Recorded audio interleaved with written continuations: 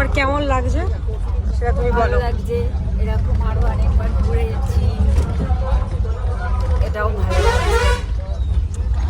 এখন তোমার বাসে কেমন লাগছে? কারণ আমরা এদিকে পর্দা দিয়ে দিয়েছি, রাত হয়ে গেছে, ঘুমানোর সময় হয়ে গেছে মায়ের। কেমন লাগছে বলো? ভালো লাগছে, ভালো লাগছে। এই হচ্ছে রাস্তা।